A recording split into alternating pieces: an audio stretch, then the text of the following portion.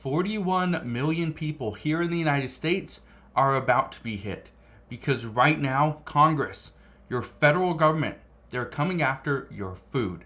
I want to explain what's going on here and explain why so many people are at risk of having a food insufficiency very soon.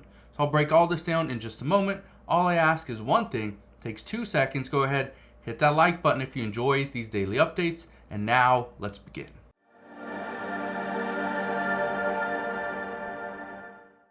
So why would our federal government be coming after our food? Well, it has one main reason why. They can't afford it. Here's what's going on. Right now, based off of new reports, they say 62% of food stamp recipients are able-bodied adults, meaning that these people can work. However, they just don't. Now, because of where this report is coming from, I don't want to come out and say there's 62% exactly. There's probably a plus or minus of 10% here. But if over 50% of food stamp recipients are able-bodied adults, which means they can work yet they don't, this is a problem. This is also why Republicans have a new proposal. And the Republican proposal would place more restrictions on SNAP benefits. But yet, a Democratic senator calls the bills anti-poor people. Here's the reason this is starting to turn into a bigger concern. It's because right now we are seeing the debt payment, the interest alone on the U.S. debt is just outrageous. Look at this. It says interest costs just surpassed defense and Medicare. We have interest right here. The net interest is $514 billion. Right here is national defense at $498 billion. Medicare is $465 billion. Medicaid is $355 billion. Yet Social Security is $837 billion. The one thing we know, no lawmaker is going to come out and touch Social Security as far as seeing a cut. They do not want to do this because they say it would be political suicide. Nobody would vote for them, or especially the older generations or people that are getting close to the Social Security retirement age. Nobody's going to vote for somebody that says, you know what, we should cut it by 10%, 15%, so that we can prolong it. The insolvency doesn't come up so soon. Nobody's going to vote for that person, and they know it. But here's the reason why this is turning into a big issue. We are now hearing more and more rumors that Republicans and many Democrats alike feel there's only one thing we can do. We either have to raise taxes, which is going to be very difficult to do, especially under President Biden, who said nobody making less than $400,000 per year will see a penny more in taxes during his presidency. Well, that could be coming up in the next 7 months. President Biden could be done in the next 7 months. We don't know. Or he could have another 4 years and 7 months left. So, again, we're going to see what happens. But something came out this morning. The CPI report. In the CPI report, it shows inflation is easing. So this past month, it started to ease, with consumer prices still rising by 3.4% from a year ago.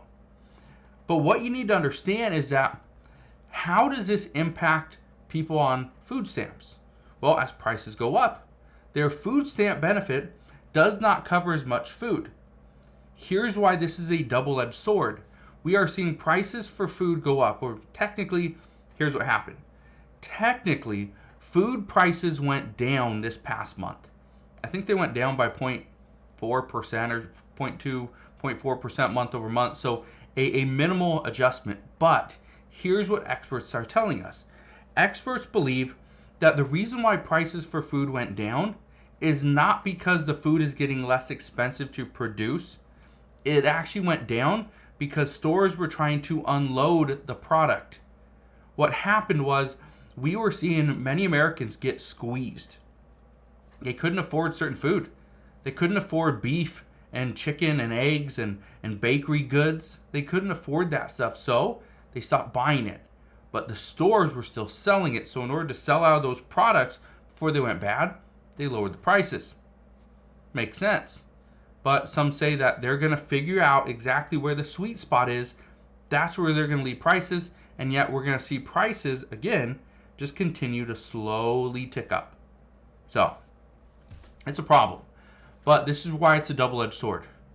Prices are going to slowly go up. Your food stamp benefits for 41 million people are likely to go down. There has been talks of seeing cuts to the maximum amount of food stamp benefits. So if you are getting the maximum amount, we could see a cut very soon. I'm not saying it's going to be 50%. I'm not saying it's going to be 2%. Based off what experts are predicting, if we see a cut, it will likely amount to about 8 to 10%. Now, here's the reason why I say it would likely amount to that amount, is because it will likely not just be 10% for everybody. We're cutting it. Again, political suicide. Nobody wants to vote for that. Here's what they could do. They could pass a bill that would see more restrictions to people. So if you can work and you're able to work, you will see more restrictions. Now, I want to read this to you though. Okay, I want to read a little bit of this article. It says 2 Republican proposals in the state legislature would make it more difficult for Arizonans in need to keep government benefits to help them pay for food. The bills would impose training or work requirements on able-bodied people using the Federal Supplemental Nutrition Assistance Program, also known as SNAP. And it would bar the Arizona Department of Economic Security from applying for work requirement waivers on behalf of able-bodied workers. That is a huge one. Now again, this is just in the state of Arizona, but it starts in specific states. That's where the proposals start. And if they get enough support, they get enough people saying, you know what, that's a good idea. That should be on the federal level. Guess what? Guess what the next step is? Onto the federal level. So, I wanted to bring this to your attention because this is exactly what we're seeing. There's going to be more restrictions put in place.